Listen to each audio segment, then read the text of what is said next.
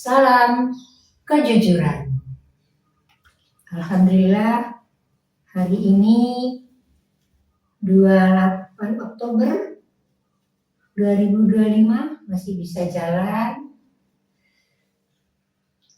kaki sambil berbelanja.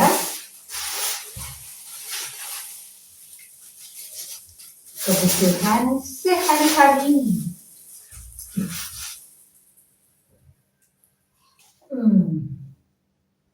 Semoga Allah tetap memberikan kekuatan untuk tetap bisa melaksanakan kehendaknya, untuk tetap bisa menjalankan takdirnya, apapun yang diberikan oleh Allah hari ini diterima, disyukuri sebagai makhluk yang tidak punya kekuatan, yang tidak punya power, tidak punya kekuasaan apapun atas diri sendiri. Semua yang terjadi adalah atas kehendak Allah. Saya hanya menjalankan, melaksanakan apapun kehendak Allah per detik, per menit, per jam, per hari. Dan kita introspeksi diri secepatnya setiap hari untuk menumbuhkan kesadaran dalam diri kita bahwa segala sesuatu berasal dari Allah dan kembali kepada Allah, dan kita sebagai manusia mempertanggungjawabkan amal ibadah, aktivitas, kegiatan, ucapan dan perbuatan kita sehari-hari. Belanjaan hari ini saya pertanggungjawabkan kepada Allah. Segala aktivitas, kegiatan, amal ibadah, perbuatan apapun itu. Ini beli jajan, ada kue sus 3.000 dan bolu kukus 2.000 rupiah.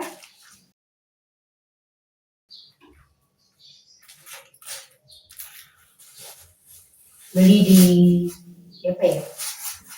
jalan raya. Di luar rumah sini banyak orang-orang yang berjualan khusus pagi untuk sarapan, untuk beli jajan-jajan kue-kue seperti ini, itu banyak. Ini di Pak Lijo, ini berapa ya? 6.000, 7.000, 6.000 atau 7.000 ya?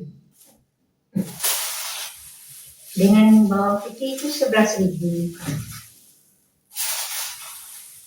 Kemudian beli singkong. Singkong sekilo itu di sini 4.000 ya.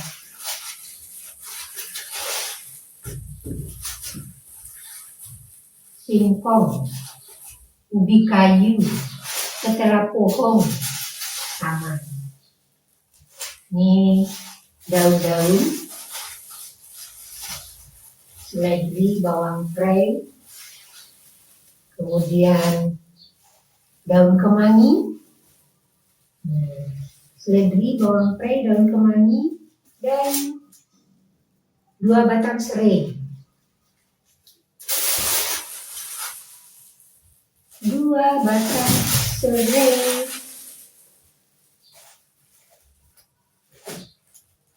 Kemangi. Kemudian beli terong.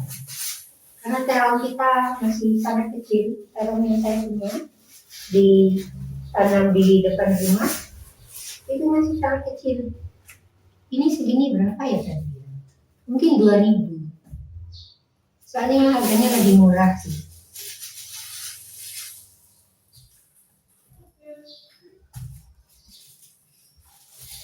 Terong, beli singkong, Dan ada bumbu kunyit bubuk, bumbu penyedap dan merica halus.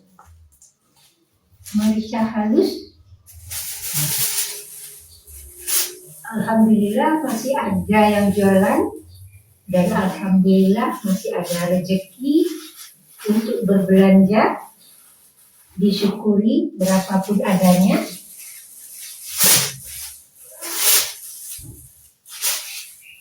Setiap hari berbelanja sesuai kebutuhan.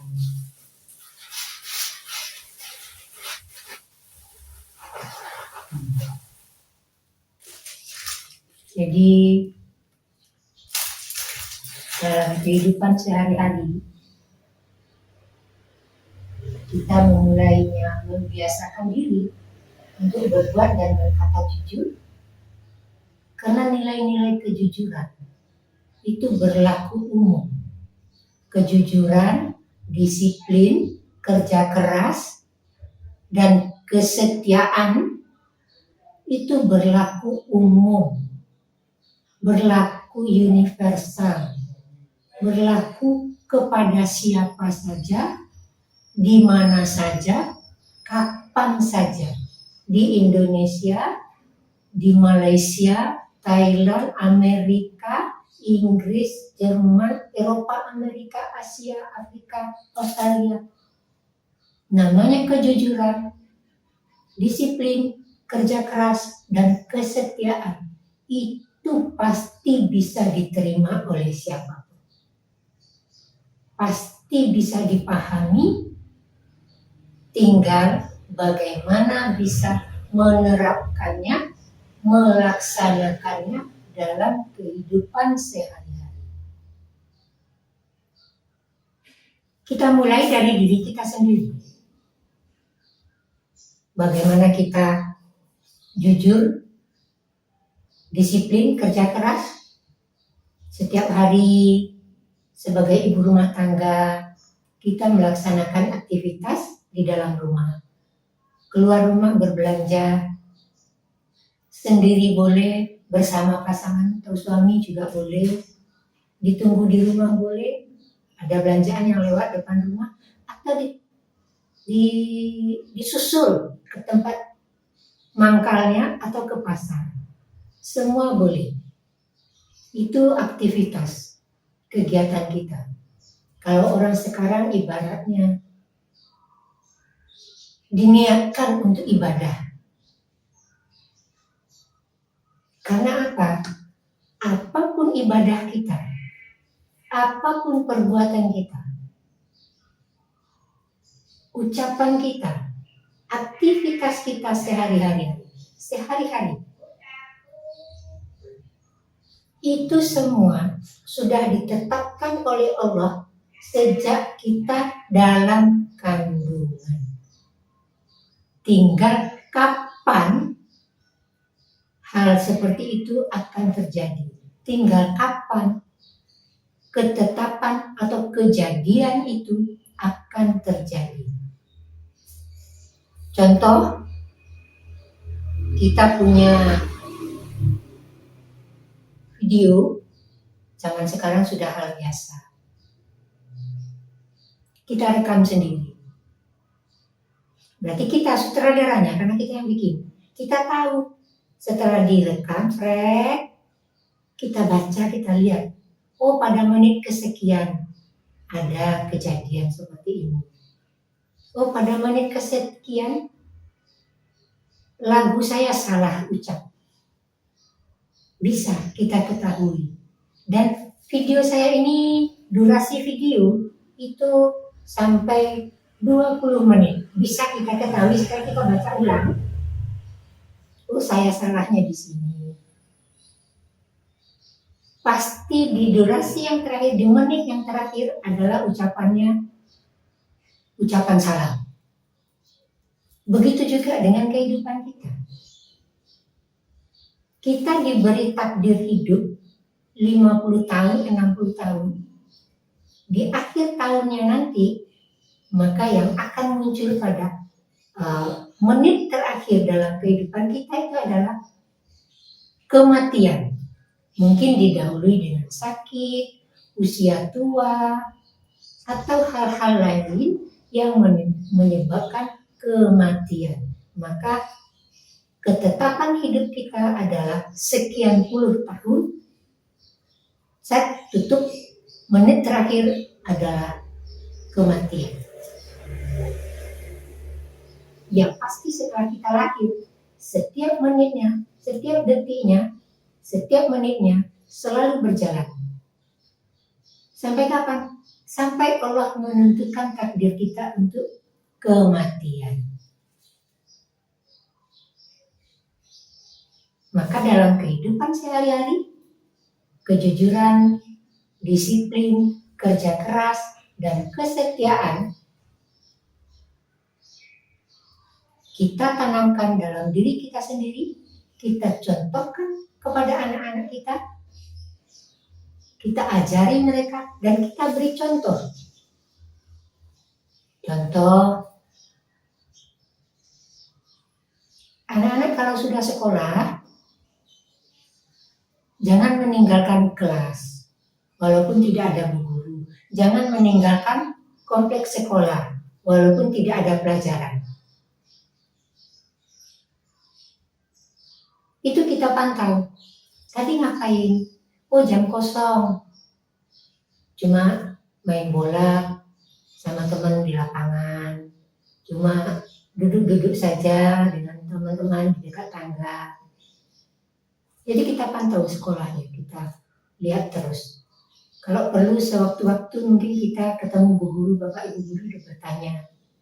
Biasanya pada saat orang tua diundang ke sekolah, pengambilan rapor, atau urusan-urusan tertentu yang perlu didiskusikan dengan orang tua, kita bisa datang ke wali kelas, tanya, bagaimana Pak, anak saya sudah 3 bulan di sini, mungkin ada yang perlu diperbaiki dari anak-anak, atau apapun omongan yang tujuannya adalah untuk kepentingan pendidikan anak.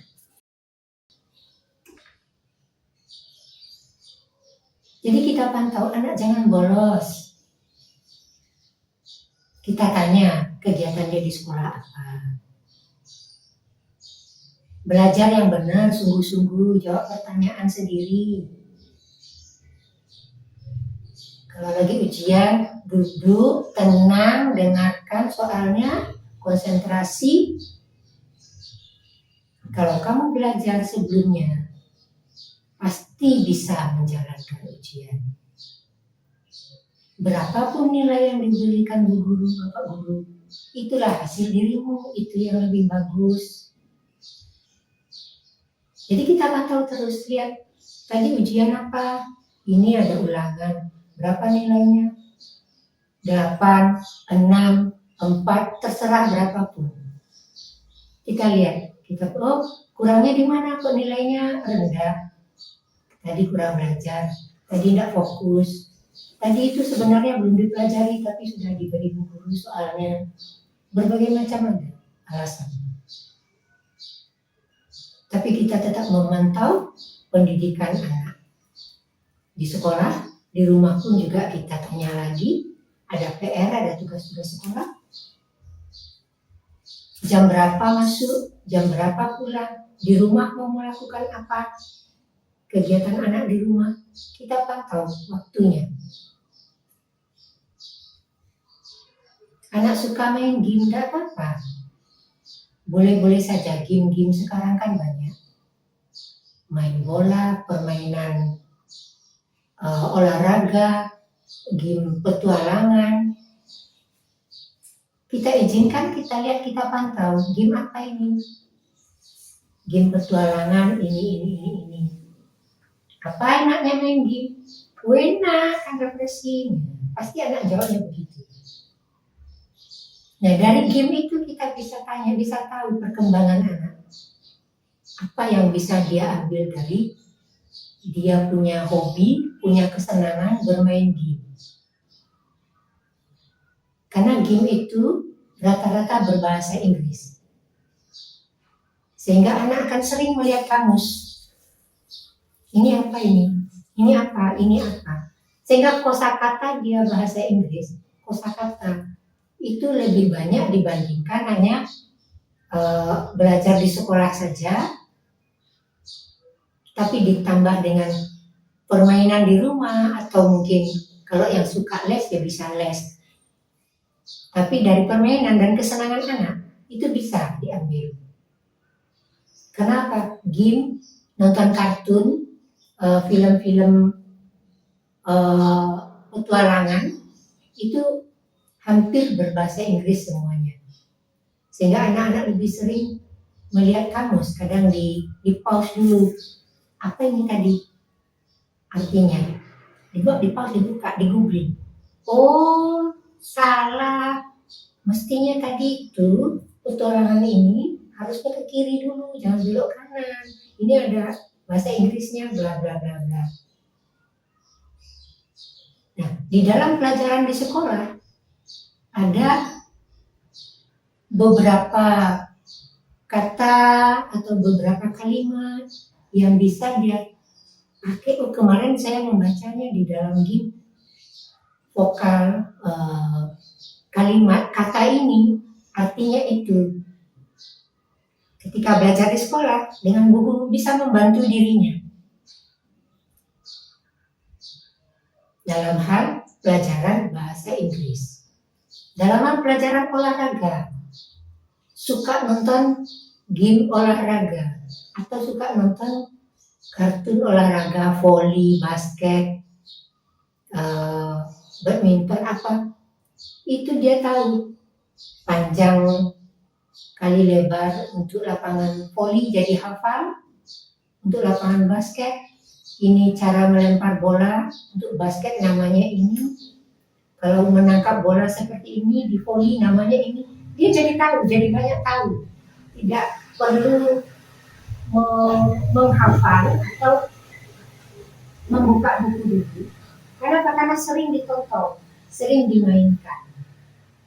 Tetapi tetap kita menjaga jangan sampai pelajaran sekolah tertinggal, terlupakan karena kesenangan bermain game atau nonton film, kartun atau film-film petualangan. Sekolah tetap nomor 1. Jadi kita pantau anak bagaimana dia jujur di sekolah, bagaimana dia disiplin di waktu-waktu sekolah, bagaimana dia bekerja keras, belajar, dan kesetiaan. Kesetiaan terutama di dalam keluarga, setia kepada keluarga. Yang paling cepat, yang paling sering kita dengar itu pasangan untuk kesetiaan. Mungkin yang sudah menikah, mungkin pacarannya lama, pernikahannya sebentar, dengan alasan sudah tidak cocok lagi, putus, pisah. Mestinya pacaran bisa lama, pacarannya 5 tahun, menikahnya 50 tahun mestinya, kalau umurnya panjang. Bisa dipertahankan. Kenapa selama pacaran bisa lama, tapi pernikahan kok cuma sebentar? Itu kan bisa dikaji ulang. Apa yang kurang dalam pernikahan kami? Ya Allah, baru menikah sekian tahun, masing-masing pasangan atau salah satunya sudah tidak setia. Kalau istilah orang sekarang sudah selingkuh, hal itu bisa saja terjadi. Penyebabnya macam-macam. Bisa karena ekonomi, bisa karena hubungan suami istrinya, bisa karena orang lain, siapapun orangnya yang membuat mereka tidak stabil.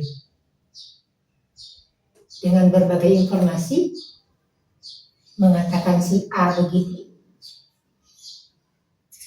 istri begini, suami begini, lalu terjadi permasalahan, diselesaikan tidak selesai, atau tidak mau menyelesaikan, ambil jalan pintas, putus, pisah.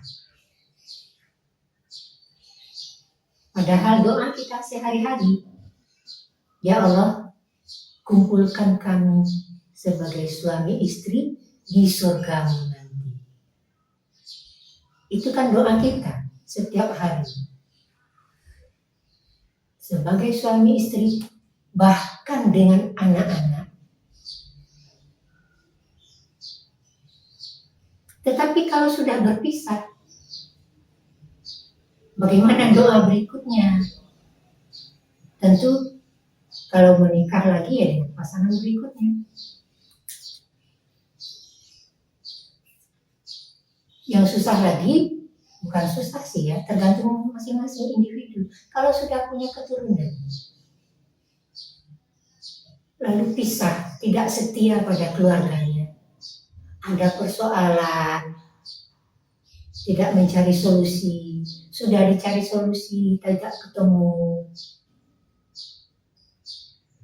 tidak berakhir dengan kebaikan, bahkan keluarga pun ikut membantu menyelesaikan, masih juga tidak terselesaikan. Tetap berujung pada perpisahan orang tua. Anak, tentu anak berjalan tidak seimbang karena masih kecil. Yang biasanya bertemu dengan orang tua, kedua orang tuanya setiap hari, sekarang gantian. Kalau sudah berpisah, kan tidak mungkin orang tua tinggal satu rumah. Seminggu di rumah ibu, seminggu di rumah ayah. Atau di rumah ibu selamanya sampai usia tertentu. Sehingga perkembangan psikologis anak, mental psikologisnya, bagaimana dia mengendalikan diri, mengendalikan mentalnya, melihat sesuatu orang lain datang dengan kedua orang tuanya, sementara dia tidak ada yang datang atau bahkan hanya satu. Itu pasti terekam di pemikiran anak, apalagi hal itu terjadi di saat anak berusia masih sangat muda, belum akhir balik, dan pengalaman itu akan membekas bahwa orang tuanya pernah berpisah. Maka kalau kita sudah mengucapkan sumpah janji pernikahan, itu dijaga, dipelihara dengan kasih sayang, saling menjaga. Apapun peristiwa yang terjadi di dalam keluarga, kurang ekonomi, ya Allah, alhamdulillah hari ini Engkau kasih rezeki 50.000, 100.000, 10.000, berapapun disyukuri. Bersyukur itulah salah satu bentuk kita tunduk dan patuh menjalankan perintah Allah. Bersyukur, diterima apa adanya, keadaan ekonomi seperti apapun. Berapapun ekonominya, berapapun uang, rezeki yang diberi Allah, diterima. Kalau bahasa Jawanya apa itu? Nerimo impandum, mungkin kurang pasti. Menerima apa adanya dan disyukuri. Bagaimana menyukurinya? Dibelanjakan sesuai dengan kebutuhan, sesuai dengan kepentingan. Kalau hanya bisa beli beras ukuran rendah, ukuran kualitas atau harga di bawah, harga 10.000, ya alhamdulillah masih bisa beli. Sisanya mungkin bayar SPP sekolah, sangu anak, beli ikan. Jadi diterima apa adanya. Tetapi walaupun misalnya diberi Allah sebanyak-banyaknya rezeki mengalir, itu itu pun tetap tidak merubah perilakunya, tidak merubah tunduk patuhnya, dan tidak merubah kepribadian, tidak merubah amal ibadah, aktivitas sehari-hari. Uang yang banyak, kalau secara umum ekonomi itu adalah uang yang melimpah, rezeki yang melimpah dari Allah, tetap disyukuri, dibelanjakan sesuai kebutuhan, tidak berfoya-foya. Misalnya kepingin beli tas, ibu-ibu nih ingin beli tas yang ya harga umum 1 juta 2 juta.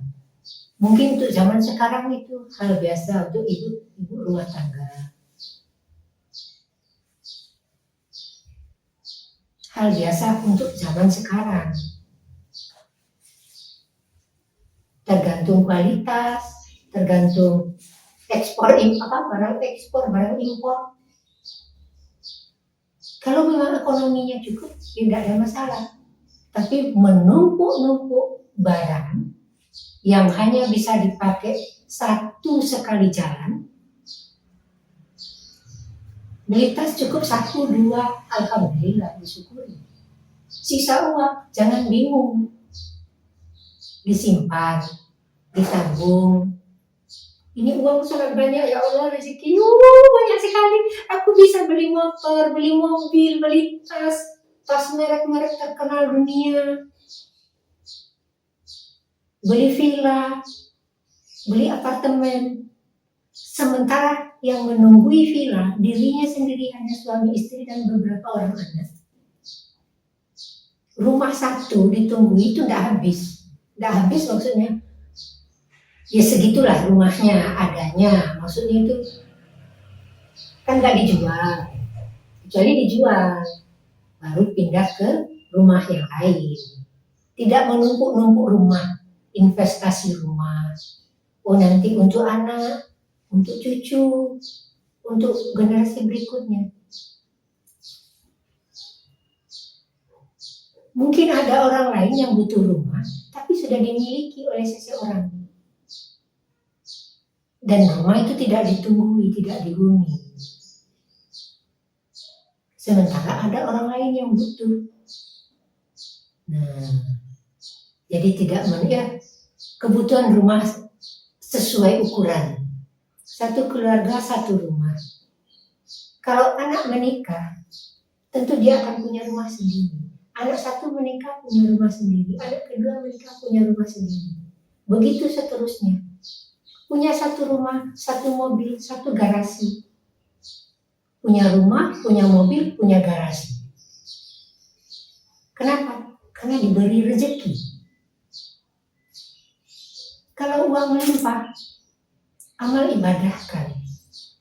Mungkin membangun sekolah, fasilitas pendidikan, amal jariah. Uang melimpah banyak, rezeki datang dari Allah. Yang dulunya rezeki kita seret, kurang, bahkan sampai tidak punya, di lain waktu setelah itu Allah memberi kita rezeki berlebih. Kita tidak bingung menggunakannya, tetap bisa membelanjakannya sesuai kebutuhan. Berlebih, jadikan amal jariah. Karena nanti anak juga akan punya rezeki sendiri. Dia akan sekolah, pendidikan, bekerja, punya rezeki sendiri. Bahkan dia memilih beli rumah dengan uang sendiri. Ada Pak, ada Bu, aku uangku sendiri aja. Ada anak yang seperti itu. Diberikan oleh orang tua juga tidak ada persoalan. Karena anak sendiri. Kenapa? Ada rezeki, ada uang. Sampai uang masih banyak melimpah mengalir. Jadikan amal jariah. Bangun sarana pendidikan. Gurunya digaji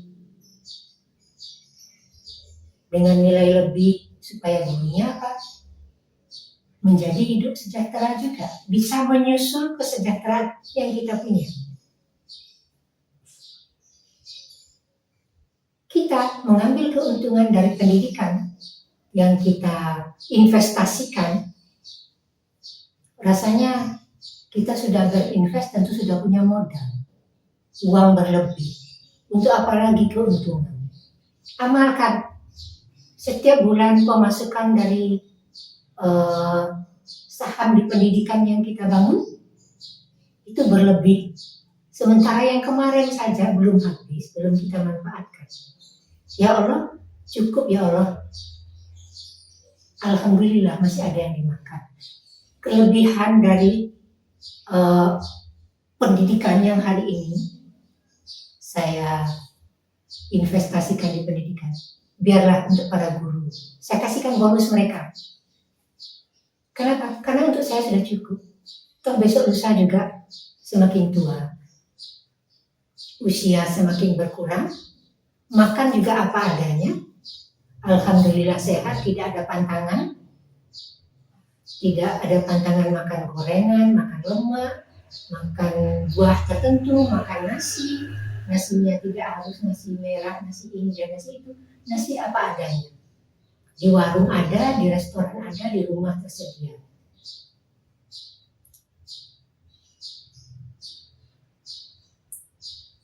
Jadi hidup kita itu lebih bermanfaat dengan rezeki yang melimpah. Dan semoga rezeki yang melimpah yang diberikan oleh Allah itu dan kita manfaatkan untuk kehidupan kita sehari-hari, kelebihannya kita berikan untuk amal jariah di bidang pendidikan atau bisnis yang lain, yang keuntungannya itu kita bagikan kepada para pegawai atau para pekerja, atau kalau kita kerjakan sendiri, kita bagikan pada orang-orang yang membutuhkan. Alhamdulillah ya Allah, rezeki yang Engkau berikan berkembang dan aku sudah mencukupi apa yang aku punya. Kelebihan ini aku berikan kepada mereka yang membutuhkan. Bonus bagi para pegawai, mereka semangat bekerja, datang tepat waktu, pulang tepat waktu sesuai dengan jadwal pekerjaan yang diberikan.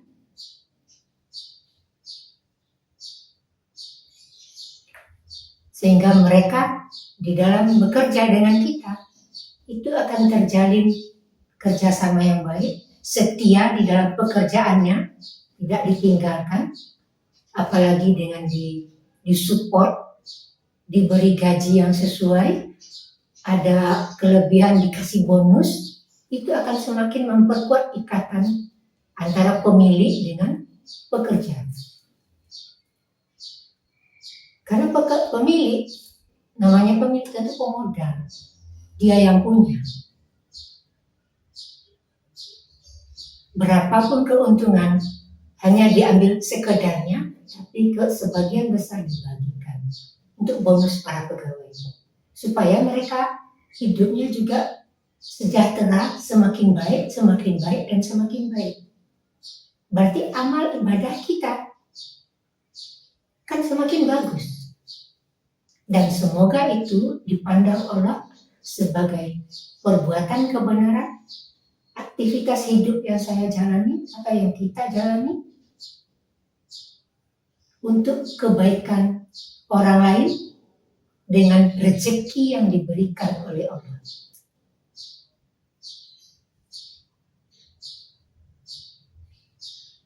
Oke, segitulah bahwa di dalam kehidupan yang nomor satu adalah kejujuran.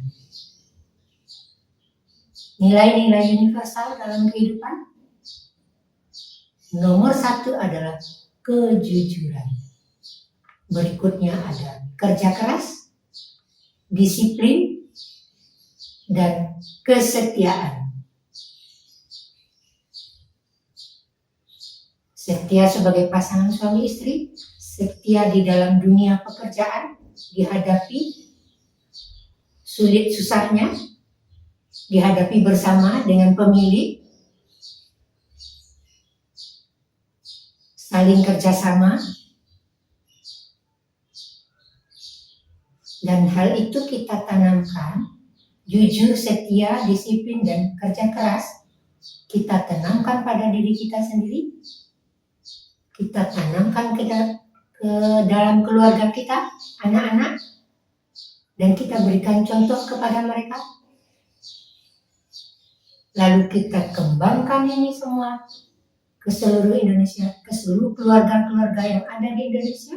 Semoga Indonesia menjadi pelopor, negara pelopor kejujuran, disiplin, kerja keras, dan kesetiaan. Disambut oleh seluruh dunia. Dijalankan, diterima, dijalankan, dilaksanakan. Salam kejujuran.